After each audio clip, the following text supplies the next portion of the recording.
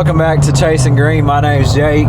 Season 4 is about to kick off, Lord willing. Me and Glenn just met up. We are headed north, hoping to start the year out in Kansas. It's early November. We've spent basically the whole last summer just poring over maps, talking to people here and there, but really we've just done more map study than anything.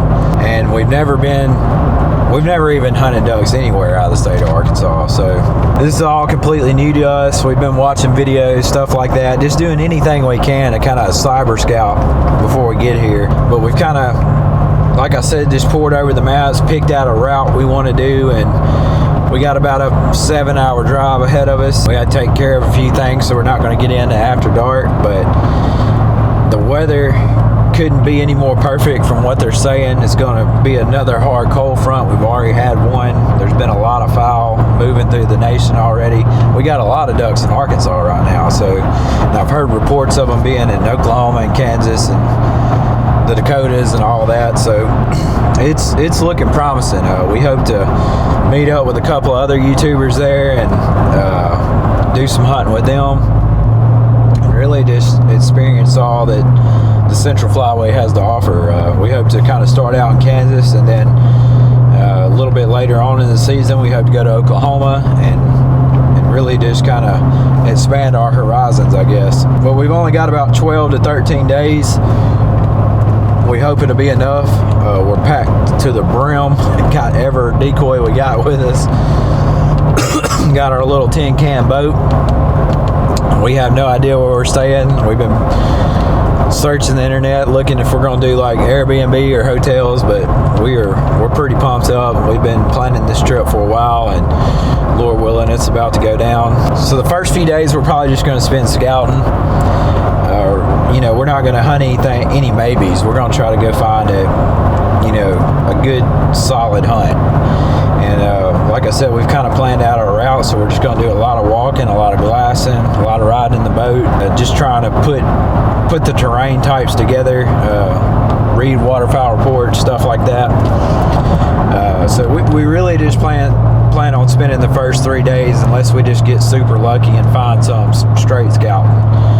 And then hopefully it's going to be a banger after that. But we're looking for mallards. I mean, we'll take anything, don't get me wrong, but we're driving this far to shoot Kansas mallards and the stuff we like to kill them in. So hang with us. We're headed out. Hopefully old Red makes it here. We're sitting at about 211,000 miles, so she's closer to the end than she is the beginning.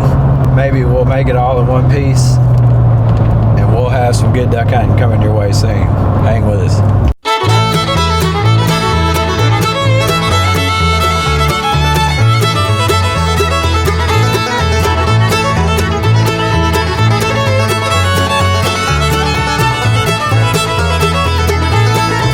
Brother Jakes have made it to Osceola, Missouri. We're still probably 3 hours, 2 hours, something like that from our final starting point where we're gonna start scouting. Wasn't no need to push after dark and everything, so we just pulled over, gonna get us a little room at a podunk motel and overnight. Hopefully it works out and we'll find them tomorrow, Lord willing.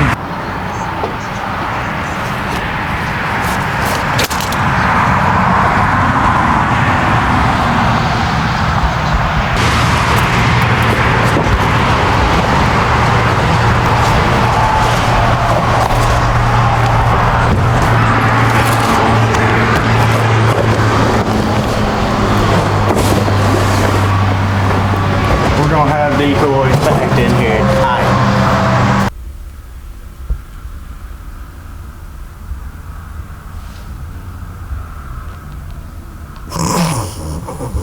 Well, we finally got settled in. We're trying to find a place to stay. Like, we've got no plan, and we kind of want it to be that way because we want to be flexible. That comes with its own negatives, and that's what we're going through right now. I mean, we're having to like unload all of our stuff every day. So, we want to get someplace kind of central to where we don't have to move around every night. We can kind of put stuff in the room and not worry about it being out and everything. We're just trying to find a place to stay for tomorrow night. If we find what we like on the ducks, we'll probably try to stay for a more extended time. But if not, we'll be moving on to the next town. back on the road about 9 o'clock. We're back at it. We're about an hour and a half out of our destination, so about to put boots on the ground and start looking for ducks. So once we get done with that one loop on the north side of the interstate, there's another one we can make on the south side. Look at a few more ponds, and once we get done with it, we can cross back on the interstate and go north, and we'll end up at the lake we were wanting to go look at.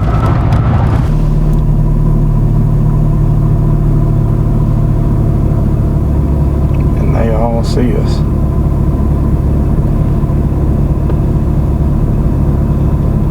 Some ducks. I don't see any ducks. Look on the right side.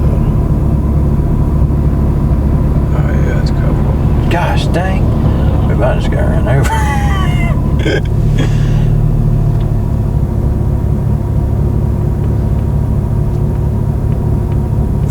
That's nasty.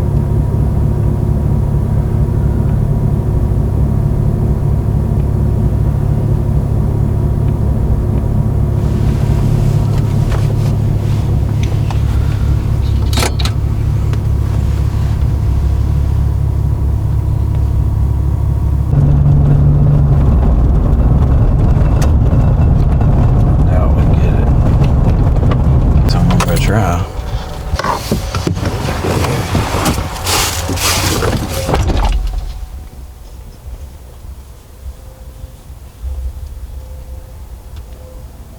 As y'all can see, we found a pretty good little congregation of Canadas here. I mean, just one of the first ponds we stopped, like seen off the interstate.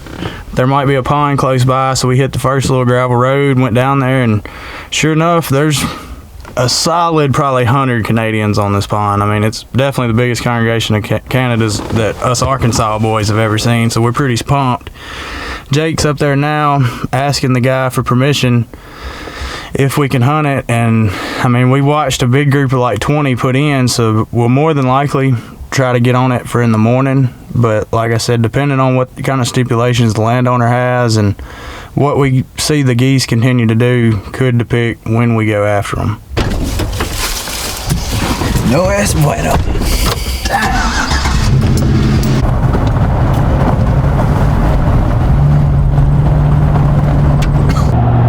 Oh yeah, snows.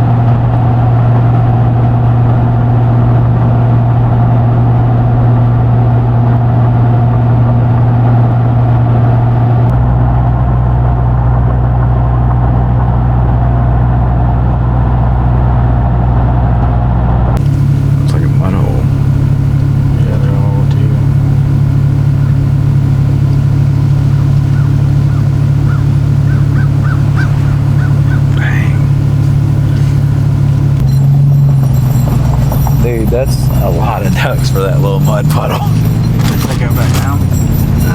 They're all out.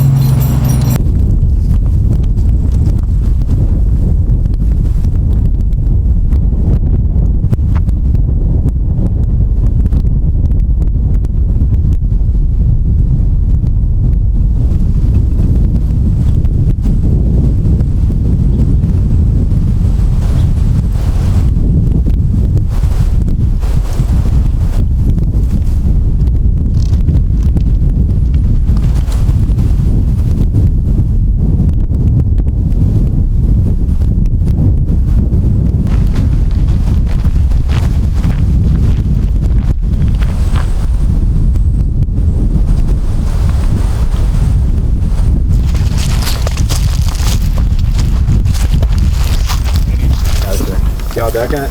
Well, we're gonna try. All right. Now. Well, we didn't know how busy it'd be, so we thought we'd come out and get early. And this is his first time ever, and it's my first time in like 15 years. So. What? You got a big old leak in your tire. I hear it.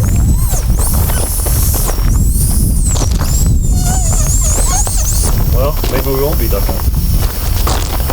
Oh man. Wonder what happened there. Man, it's being like.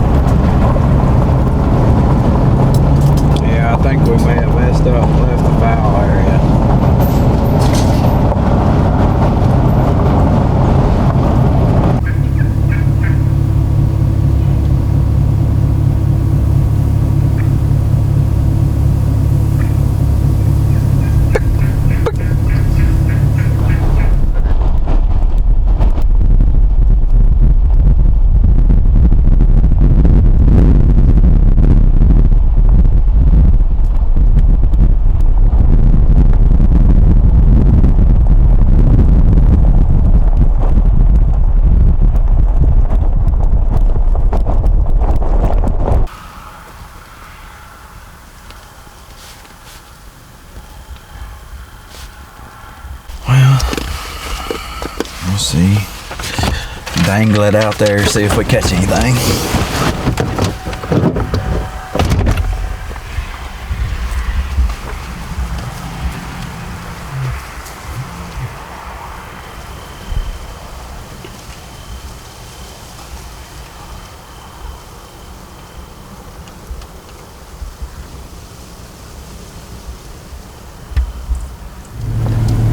Listen, turn it off. There's a bunch of them.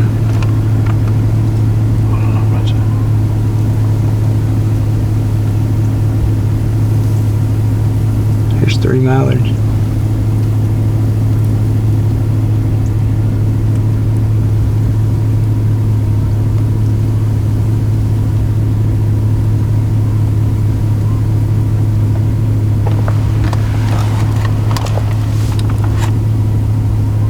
The next day, we spent all day yesterday scouting, as you've seen, and we spent most of this morning. We just kind of got all our stuff out here. We just got to the hotel, our next hotel, and we just kind of wanted to talk about all the stuff we got with us. We get asked all the time in the comments about our calls, what we use on this or that, decoys, guns, all that. So we're just going to kind of go over all the gear we typically use and talk about all the gear that we brought with us on this trip. As we talk about this gear, we'll link all of it down below as well. If you want to check anything out, just click those links and it'll take you right to it. So we're going to start out first with what we carry in the sled, and I'll just show you real quick. The decoys we use 90% of the time are these Dakota packable mallards. We like them because they're light. I mean, they fill up with air and you can like smash them down and they kind of refill by themselves if you just kind of pop them up a little bit, give them just a shot of air. But we like these. They're super light. They're good for what we do, and being so light, it don't take much wind to move them. I mean, any wind at all and these things are moving on the water. This is a chair I bring. We usually use this mainly for the film guy because it's just, you can get hit a lot better sitting down and get steadier shots. So if it's not a super far walk, we'll carry the chair. But we put all of our decoys on Texas rigs. We usually carry about 12 to 15. It's getting times for some new ones. I like these packable mallards, but they're not very durable. The flocking, we need to reflock them, but these things on the back break off easy. A lot of them's got holes in it. They're easy to patch, not a deal breaker or any of that. I'm just saying they're not super durable, but they do move well, and I mean, they're super light. And then we keep 3 or 4 off for the jerk string, so we ain't got to fight the rig 'em right, or the Texas rig. And we got bungees in here that we use to strap all our stuff down like this when we're going through, you know, thick brush and everything. Got a lot of trash in there. We always keep water in here. Always keep 2 or 3 bottles of water. There's a tripod for filming.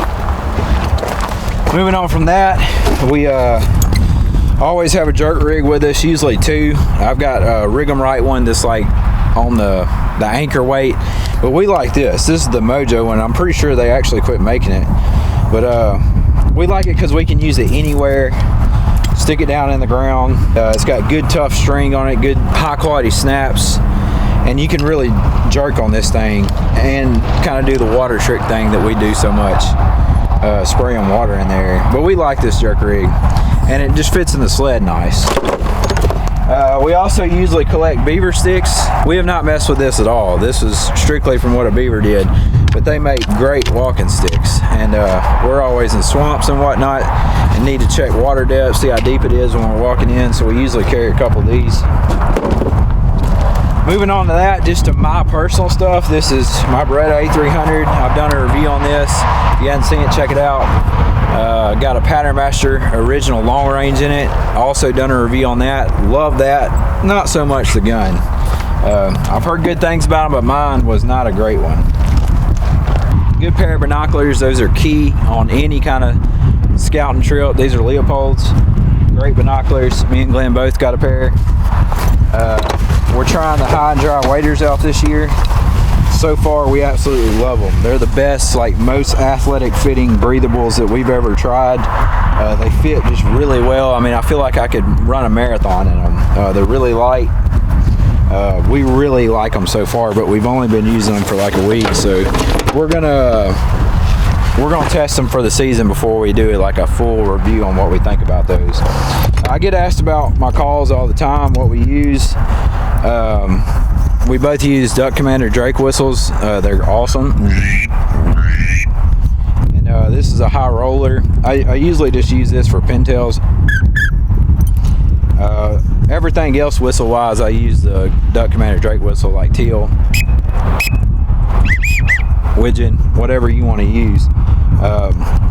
But we love these whistles. The Duck Commander Drake whistle is the best Drake whistle on the market to us. It's the only one that gives it a close to sound. You can't really replicate a mallard drake. I've never heard anyone be able to do it real great, but this one gets deep enough to be somewhat close. Me and Glenn also both use Echo. This is a Echo single reed timber Coca-Cola. That's the call I blow every morning. I never change.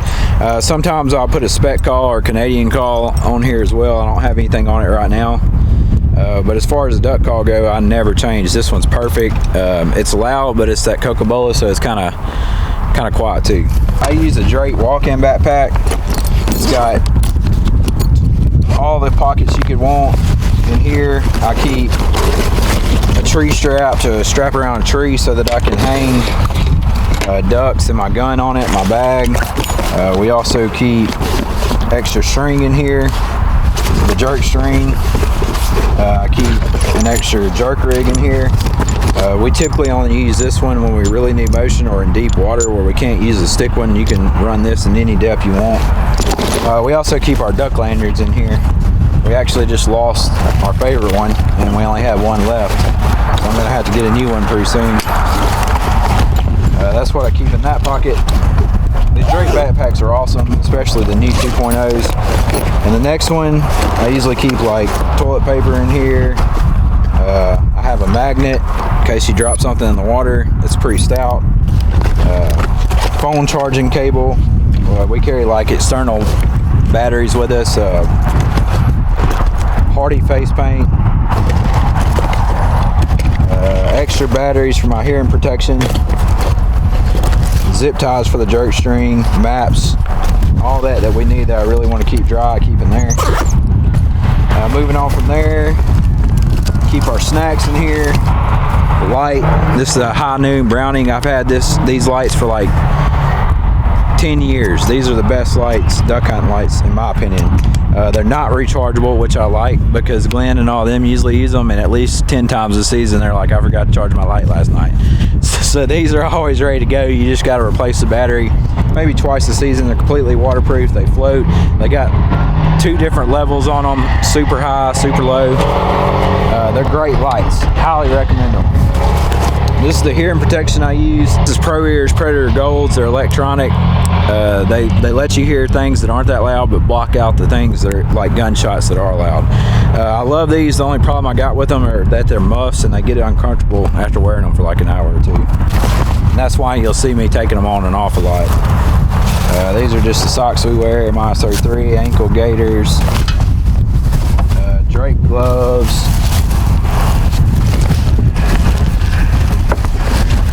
box of Federal shells.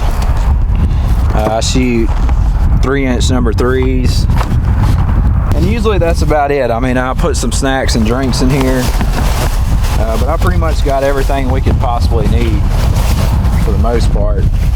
I keep some paracord in there in case we need to tie up like some blind stuff or tie up some tree limbs to hide ourselves better or anything like that. But this is a good backpack. It does the job. One of my favorite things about it is that thing unhooks and I can hook that on a limb and it's hanging there.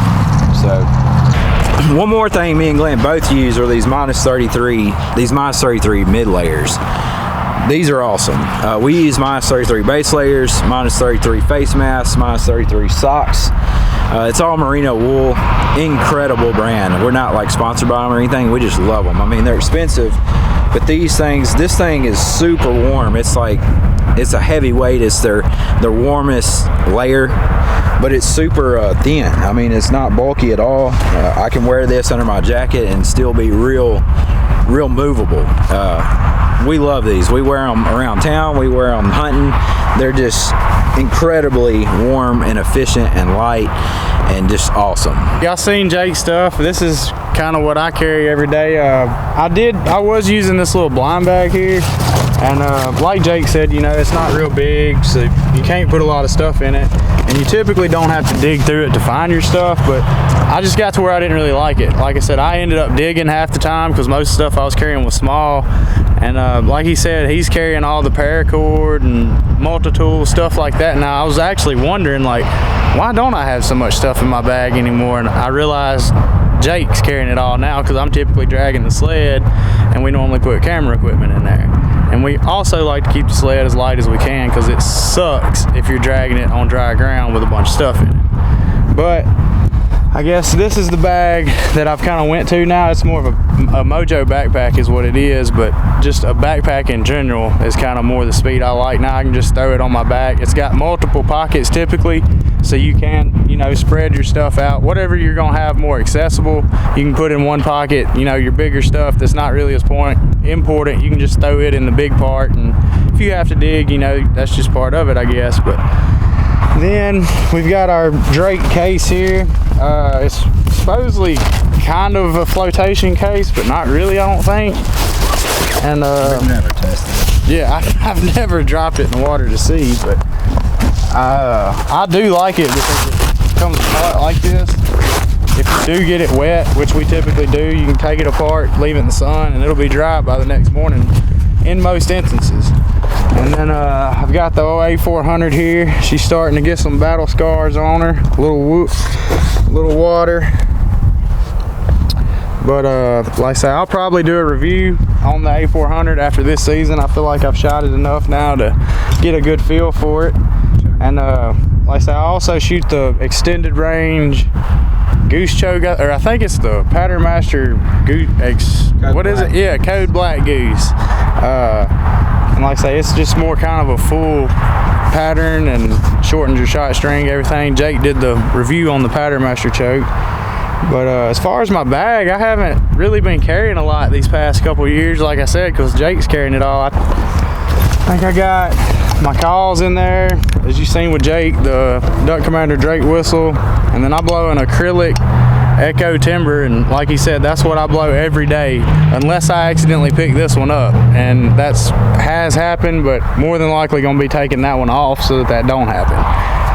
And that one is a pure meat, and it's got, the only reason I don't like it is it's got more of a higher kind of tealish sound. If we do see a group of teal, I do usually pick it up and do a teal call with it, but calling mallards, I typically like that timber because you can really get on it and get deep and get more of a mallard sound. But other than that, like I say, I normally throw some honey buns and little debbies and all those good things in there, but and some shells. I typically carry some shells. I guess I shot all of them on the last hunt, but I try to shoot 3.5 number 2s. If not, I will shoot 3-inch number 2s if we're in timber somewhere I know we're not gonna have to take longer shots, like if we cripple one or something like that. I like to keep those 3.5s mainly for cripple shots. You get more pellets and you've just got a higher chance of one of them putting him on down. We've been using the high and dry waders. I have no complaints about them. Super lightweight. Main thing is I've been dry every day. I think this is the longest spell I've ever went and didn't have a wet foot in my duck hunting career, so that's been a huge plus.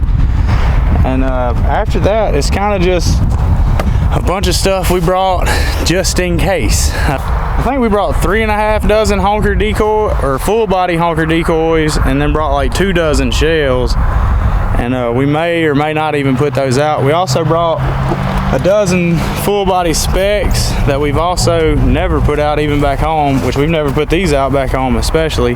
We just brought them because, you know, we hear and see of folks killing geese up here and thought maybe we might find some, and the trip's not over, so we still might get that chance. But And then like Jake said, we use our packable mallards. We also brought six 18 flocked head Dakotas and 6 gadwalls to go with our duck decoys if we do find a spot for a big spread and can boat in, because me and Jake ain't carrying all that stuff no very long ways. Like I said, we use the jet sled to get it all there, and Jake normally carries his backpack with the packable mallards, and we strike out across some marsh, deadening, whatever.